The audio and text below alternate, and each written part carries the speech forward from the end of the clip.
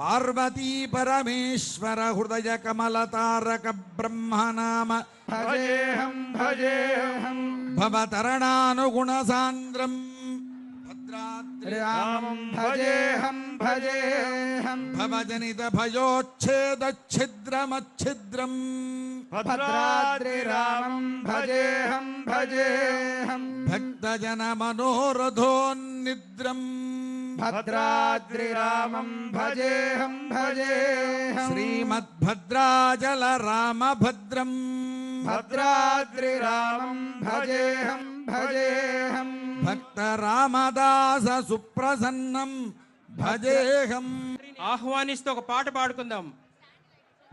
రామభద్ర कोटि सूर्य प्रकाश दिव्य सिंहासनस्योपरि प्रतिष्ठितस्य तेजो राशिभिः अखिल जगन्मातृ श्रीभूनीलाभिः परिसेव्यमानस्य प्राच्यादेशान पर्यन्तं वासुदेवादिमूर्तिभिः तेषां शक्तिभिः परिसेव्यमानस्य तद्बहिः आदिवराजाद्यक्तविष्टे विद्येश्वरैः परिसेव्यमानस्य तद्बहिः सुदर्शनादि दिव्यायुधधारिभिः परिसेव्यमानस्य तद्बहिः अनन्तगरुड विश्वक्सेनादि नित्यैः परिसेव्यमानस्य द्वाराध्यक्षैः चण्डादिद्वारपालैः परिसेव्यमानस्य तद्बहिः इन्द्राद्यष्टलोकपालैः परिसेव्यमानस्य कुमुदाद्यष्टपार्षदेश्वरैः परिसेव्यमानस्य तद्बहिः परितः पञ्चकालपरायणैः भगवच्छेषकर्मनिष्ठैः सालोक्यादिपदस्थितैः नित्यतृप्तैः परिसेव्यमानस्य अखिल जगत् सृष्टिस्थिति संहारकारणकर्तृभूत రామచంద్రమూర్తి వీళ్ళందరినీ అంతా మన రాష్ట్రాన్నంతటిని కూడా చల్లగా చూస్తాడు అన్నమాట.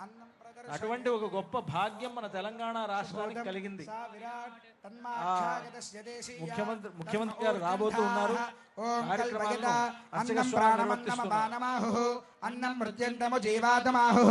అన్నం మాడను చూసినట్లుగానే ఇది కూడా అంత ప్రాచీనమైనటువంటి ఆ మాంగళ్యాన్ని రామదాసు గారు తయారు చేయించినటువంటి మాంగళ్యాన్ని 3 మాంగళ్యాలు కలిగినటువంటి మాంగళ్యాన్ని రామచంద్రమూర్తి సీతమ్మ వారి మెడలో వేస్తూ ఉన్నాడు.